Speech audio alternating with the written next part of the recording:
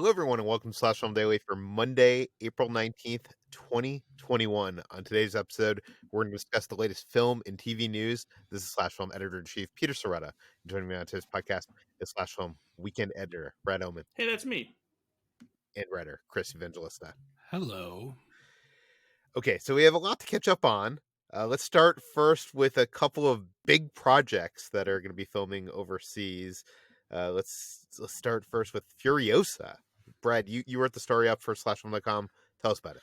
Indeed. So this is the Mad Max Fury Road prequel that will focus on Charlize Theron's titular character from that movie, except she won't be reprising her role. It will be Anya Taylor-Joy playing a younger version of the character. And today there was a big press conference down in Australia with director George Miller and new franchise star Chris Hemsworth announcing that they would be shooting the movie in Australia next year. And this follows in the footsteps of Mad Max Fury Road, which shot some of the movie in Australia, but got held up a little bit with some weather issues when some heavy rain ended up turning one of their desert landscapes into a little bit more of a lush greenscape than they were anticipating. So they had to move production to Namibia to finish the movie instead. It's funny, actually, initially, George Miller said that he was planning on shooting a sequence in Australia this summer in June because they wanted to take advantage of the higher tax incentives that they were offering. And it was anticipated that there was going to be some legislation passed that would reduce the tax incentives next year. So I guess they wanted to get this big, expensive sequence out of the way soon. They had vehicles ready and were ready to do like stunt performances and stuff. But now that the legislation isn't pulling back on those tax incentives, they can hold off and they're waiting to shoot everything next year. Yeah, and wasn't it reported somewhere that this is the biggest film production on Australia history? Yeah, so it's the production is going to cost. Well, they said it would bring in about $350 million to the economy. They didn't say how much the movie would cost, but it will be the biggest production that has ever shot in Australia. That is insane because there's been some big films shot in Australia. So, I mean, yeah, a lot of Marvel movies have shot in Australia recently. So, yeah. Okay. Speaking of big productions, let's talk about this TV series that's in production at Amazon. It's the Lord of the Rings TV series, and we finally learned the budget, and this is a budget bigger than almost any film ever. Chris, tell us about it. Yeah, so a little while ago, there was a report going around that said the entirety of the Lord of the Rings TV series, we're talking multiple seasons here, was going to be about $500 million. And that's pretty big to begin with. And we're talking multiple seasons here, but now we've learned those estimates were off because the first season alone is going to cost about $465 million.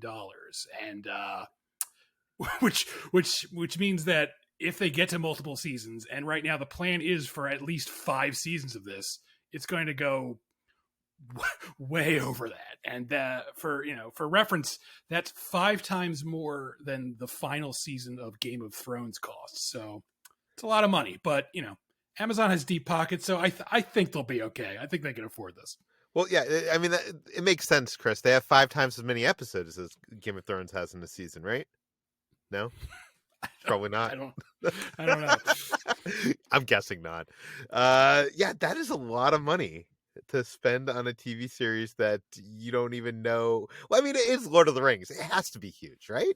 Right. And, the Amazon already plopped down $250 million for the rights alone. So they're going all in here. They want this to be a massive thing for them. And it probably will be. I mean, I'm sure. Wait a second. Does that $465 million include that $250 million? It's unclear. It doesn't sound like it because this is talking about the report comes from New Zealand where it's being shot, and it says Amazon will spend roughly $650 million New Zealand currency, which is $465 million in US dollars just for the first season alone. So that really makes it sound like they're not factoring in that $250 million they paid just for the rights. Well, that's a lot of money to make back, but I'm sure Amazon's going to get all these people that I don't even think I know anybody that isn't already subscribed to Amazon, but I'm guessing there are some people and they're going to subscribe after this TV series hits, right? Yeah, I mean, I'm sure they will. Yeah. Do you know anybody in your life that doesn't have an Amazon subscription? I'm trying to think. I don't think so. I feel like even if they don't like watch the Yeah. shows, most people have it for the delivery and all that stuff. So Yeah. Okay, let's move on. Let's talk about Rian Johnson, the director of Star Wars: The Last Jedi. He was recently asked if he would be interested in directing an episode of The Mandalorian. This will, if this happens, it would like send a bunch of fans into a hissy fit, I'm sure. Brad, tell us about it. Yes, I think half fans would probably jump for joy, and the other half would throw themselves into lava. But yeah, so this comes from an interview with USA Today reporter Soraya Wilson. It doesn't seem like this is an interview that has been published yet. It might be for an upcoming profile story, what have you. But she mentioned on her Twitter feed some of the things that they had discussed, which included asking if he was interested in directing an episode of The Mandalorian. And he said that he was something he was dying to do, but right now he's so focused on getting Knives 2 off the ground that is something he doesn't have time for. However, it is something more than just wishful thinking on his part, because apparently it's something that he's talked to executive producer Dave Filoni about. So at some point, presumably when Rian Johnson visited the set on the first season, they probably talked about the possibility, and if The Mandalorian keeps going, which I'm sure it will for a while, then hopefully there will be a chance that maybe he could direct an episode sometime after he's done with Knives Out 2. But then again, he does have a deal with Netflix to make 2 more sequels, so who knows if he's going to have time to do that. Yeah, I'm just shocked that Rian Johnson,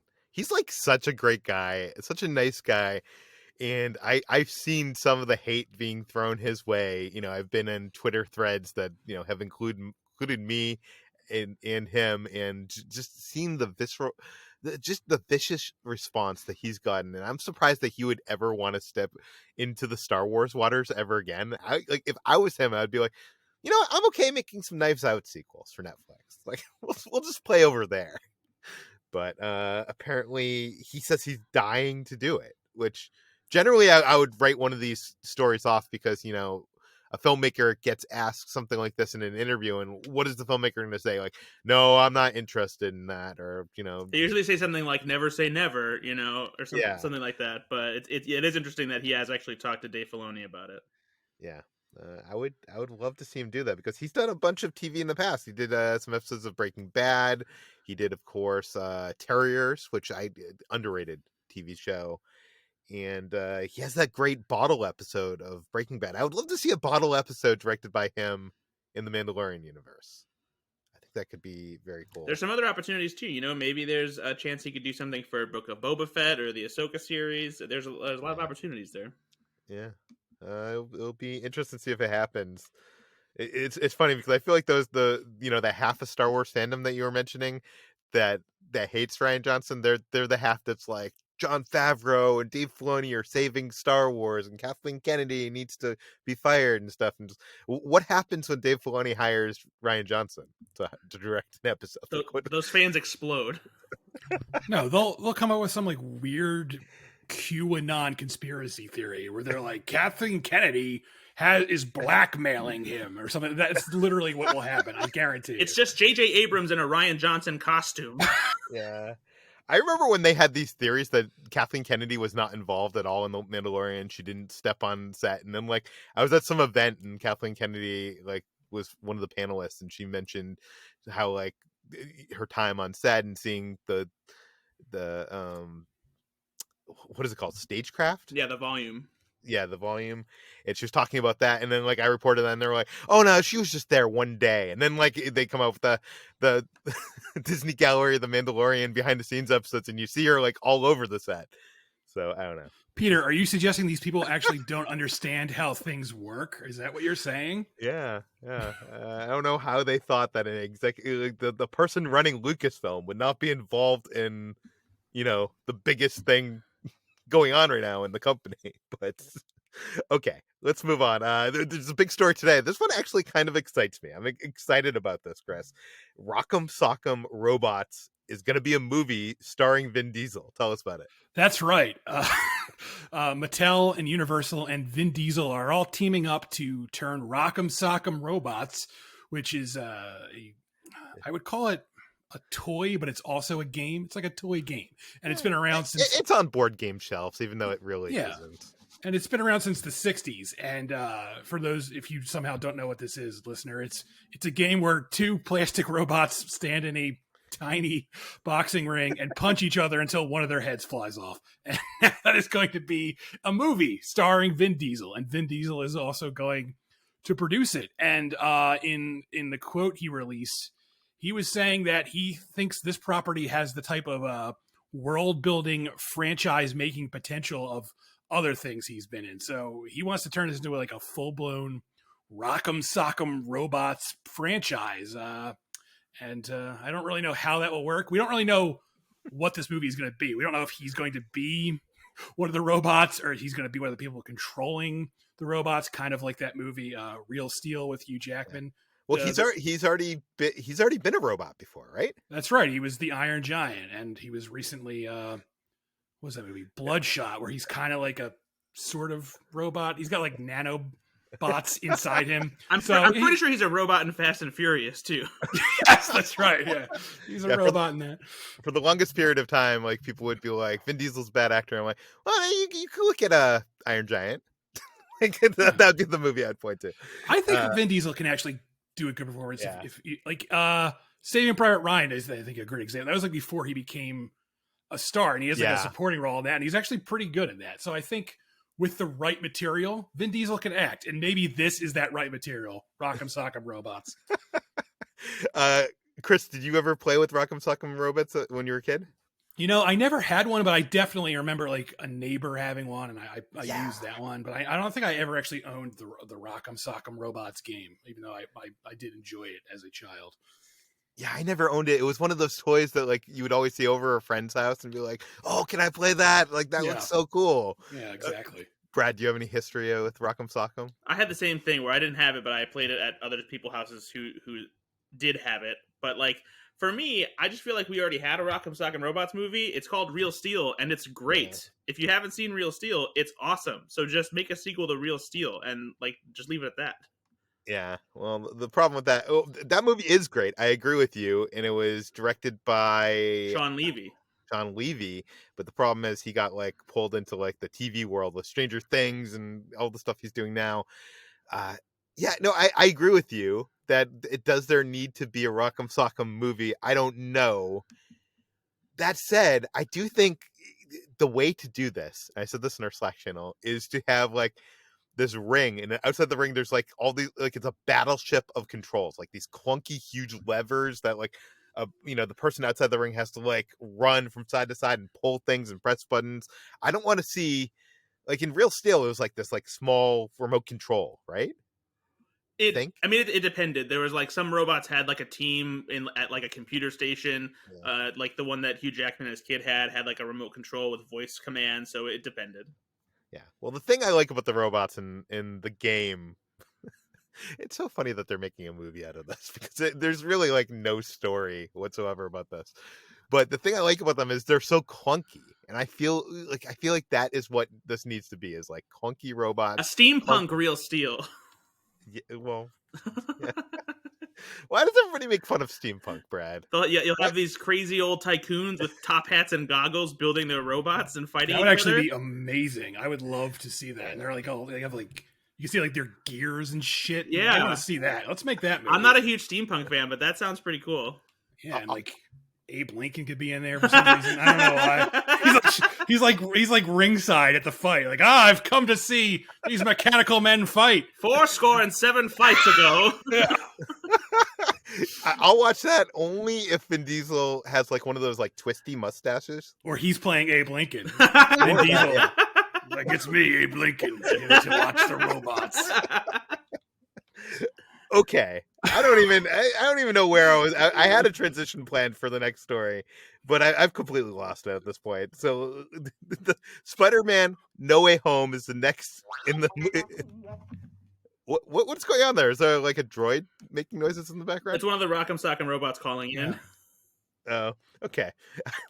Spider-Man No Way Home is the next in the Spider-Man MCU series.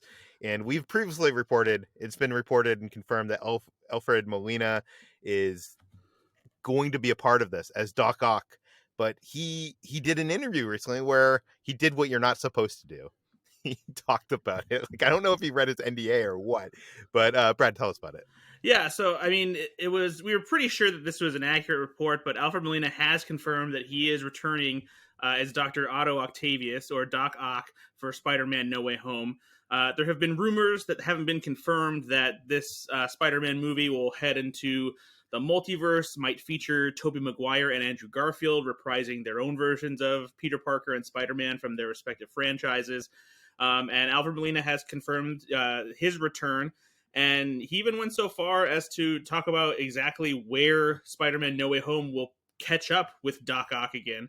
And apparently it will happen in the moments surrounding the climactic scene where Peter Parker is trying to stop Doc Ock's experimental fusion machine from getting out of control and destroying New York City. So I'm betting what that means is that this will interrupt that climactic scene, and Doc Ock won't have that redemption at the end where he stops the machine and takes control of the arms that have like kind of messed with his mind. And so he'll still be in full-on villain mode in order to, you know, probably set up a big climax where all of the Spider-Men have to fight the various villains from across all three of the Spider-Man franchises. But yeah, so if you hadn't assumed this already, since it's been 17 years since Spider-Man 2 came out, they will be digitally de-aging Alfred Molina as well. Yeah, and I think what's most remarkable about the story is that the sniper that was positioned across the street from Molina's household by Marvel was taking a lunch break at the time, so he was unable to stop him from saying this in the interview. Snipers got to eat. Weird. Yeah. But I don't know. This is interesting because we do know that there's going to be other characters in this movie. Like, who has it been rumored? Like Green Goblin, I believe, right? I don't know if we've heard anything about Green Goblin. I know that there was news about Jamie Foxx coming back as Electro, but I don't know about Willem Dafoe or James Franco returning as either of the versions of the Goblin. Well, I know it's been reported. Maybe it hasn't been confirmed, but I think, I don't know. I could be reaching here, but the interesting news here for me is that not only is this like a multiverse thing where we're finding characters from different Spider-Man multiverses being pulled into the story with Tom Holland's with Tom Holland's character, and but it's also going to be people being pulled in from different times in those timelines.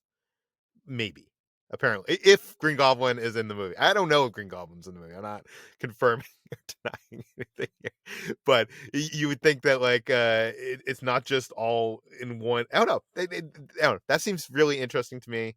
I'm excited for this. I am excited what Marvel can do with the multiverse, and I just hope they get the digital de-aging right.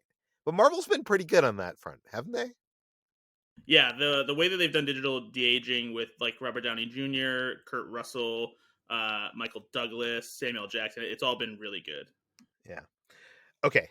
Next up is a story about another Disney animated property that's being turned into live action. It's a spin-off. Chris, tell us about it.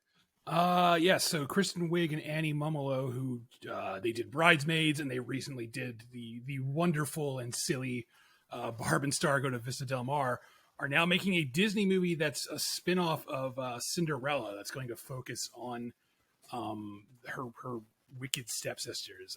The movie is, quote, a fairy tale musical comedy that reimagines the Cinderella classic from the point of view of her infamous evil stepsisters, spanning their early childhood through the marriage of their universally beloved stepsister and beyond, and so on. So there you have it. That sounds fun.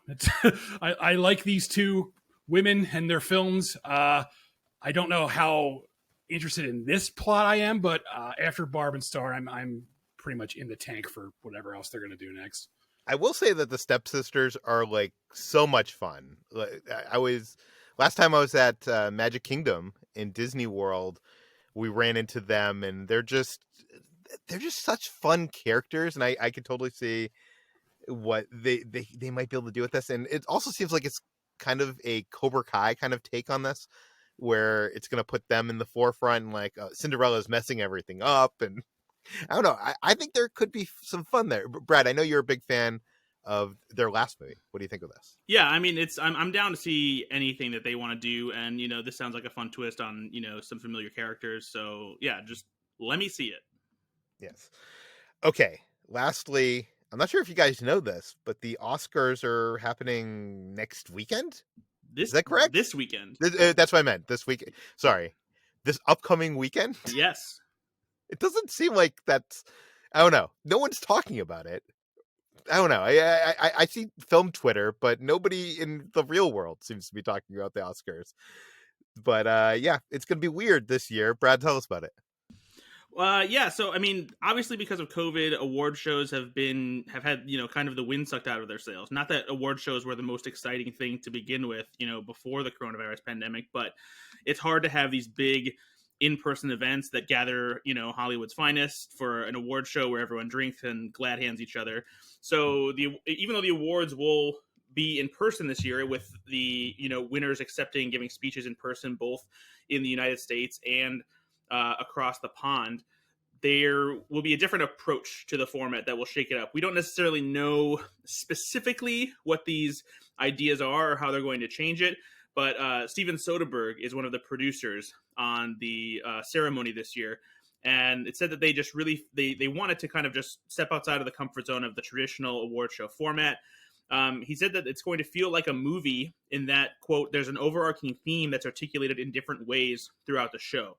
So the presenters are essentially the storytellers for each chapter. We want you to feel like it wasn't a show made by an institution. So they're in this conversation that they had about the Oscars with the Associated Press. They refer to the presenters not as presenters but as cast members, and so they're treating this like some kind of big film production. And I'm not sure if that means it'll be edited like a movie, or if the presenters or cast members, as it were, will be performing as they're giving the awards, adding some drama or comedy, but they won't be having the cheesy banter, that they normally have leading up to the awards. So they're saying that there'll be some kind of connection that's made, and so it's a lot of kind of highfalutin, oh, we're doing something so grand talk. But if there's anybody who can pull something off that's interesting and that will hopefully shake up the Oscars, it's a filmmaker like Steven Soderbergh. Yeah, I do think the selection of films this year we are celebrating smaller films, and it's going to be interesting to see if general audiences tune in, because there's less for them to be invested in. I feel like a lot of these people out there have not seen any of these movies. All the Mank heads will be turning in to see Mank. Chris, are you going to tune in? Oh, man, I don't know. I don't really like the Oscars. That said, in general, I just don't like them. That said, I love Steven Soderbergh, so I'm very curious what he's going to do with it. At the same time, I'm getting my second shot that day, and I'm wondering if I'm going to be delirious, because everyone keeps talking about how when they get the second shot, some people say they feel really sick, and I'm wondering if I'm going to be completely out of it by the time the Oscars air. I guess we'll see. Maybe it'll make it better for you. Yes, yeah, maybe I'll just be having a fever dream while watching it, and this is the best Oscars ever. Yeah, I wonder if it's going to take a pandemic to make the Oscars entertaining and good. We'll see. Yeah. Okay, that brings us to the end of today's Slash Film Daily. You can find more of all of our work at slashfilm.com. You can find this podcast on Apple, Google, Overcast, Spotify, all the popular podcast apps. Please feel free to send your feedback, questions, comments, concerns to us at peter@slashfilm.com. And please head on over to Apple Podcast, rate and review this podcast, tell your friends, spread the word, and we'll see you tomorrow.